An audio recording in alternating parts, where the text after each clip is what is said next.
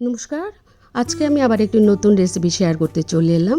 আজকে আমি বানাচ্ছি মটরশুঁটি দিয়ে ধোকার রেসিপি। এখানে 200 গ্রাম মটরশুঁটি নিয়েছি, ধুয়ে পরিষ্কার করে নিয়েছি 2টো ডিম।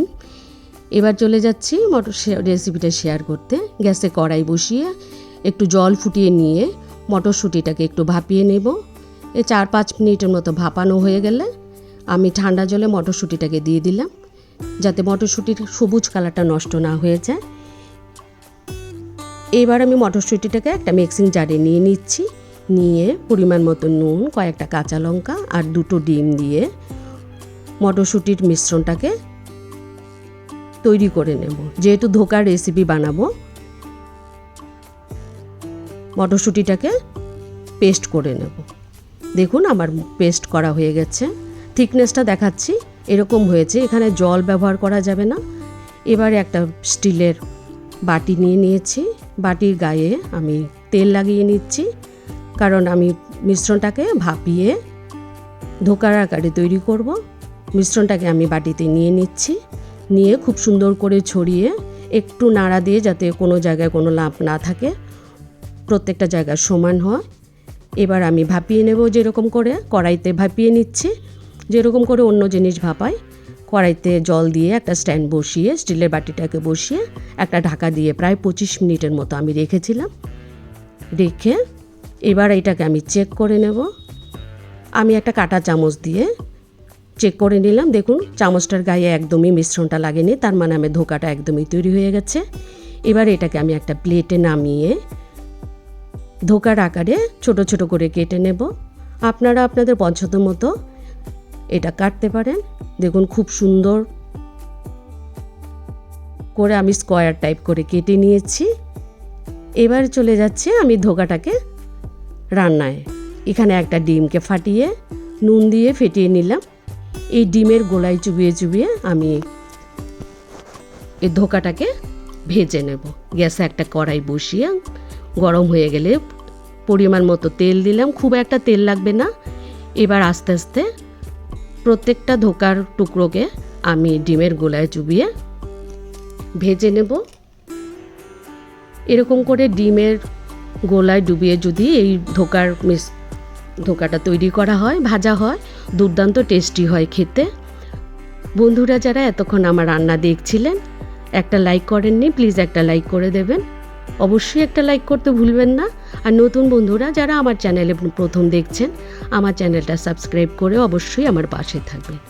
আমি ধোকাগুলো উল্টে পাল্টে ভেজে নামিয়ে নেব। যেহেতু আমার অনেকগুলো ধোকা হয়েছে, আমি 2টো ব্যাচে ধোকাগুলোকে ভেজে নেব।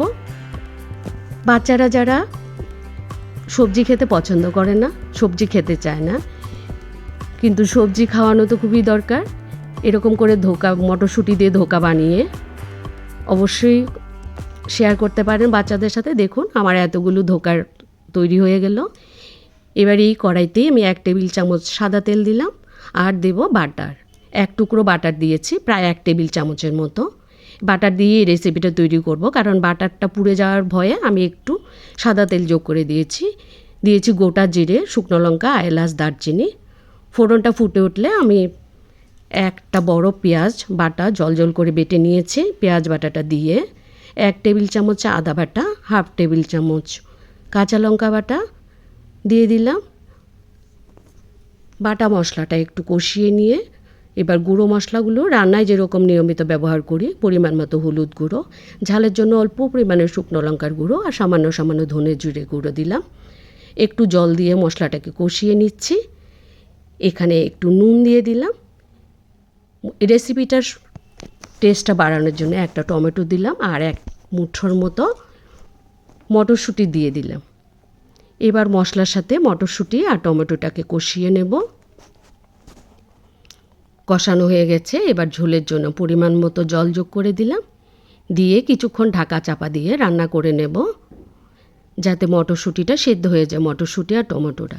বন্ধুরা যারা মটরশুঁটি দিয়ে এরকম রেসিপি তৈরি করে খাননি, ধোকার রেসিপি, আমার রেসিপিটা ফলো করে অবশ্যই একবার ট্রাই করবেন আর ফ্যামিলির সাথে অবশ্যই শেয়ার করবেন। ঢাকাটা তুলে দিয়েছি। এবার আমি ধোকার টুকরোগুলো যোগ করে দিচ্ছি। দেখুন যেহেতু ডিম দিয়ে ভেজেছি, দেখতে অপূর্ব লোভনীয় লাগছে। এবার ঝোলের সাথে আমি প্রত্যেকটা ধোকার টুকরোগুলোকে মিশিয়ে নিলাম। মিশিয়ে একটু মিষ্টি যোগ করে দিলাম। আপনারা আপনাদের পছন্দ মতো চিনি গুড় যোগ করতে পারেন। আমি সুগার ফ্রি দিয়ে দিয়েছি। একটু ফুটে উঠেছে, এবার ঢাকা দিয়ে আরও কয়েক মিনিট আমি ফুটিয়ে নেব।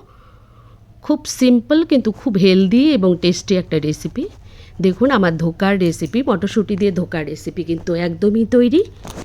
এখানে আমি পরিমাণ মতো গরম মশলা দিয়ে দিলাম আর দিয়ে দিলাম ধনেপাতা কুচি।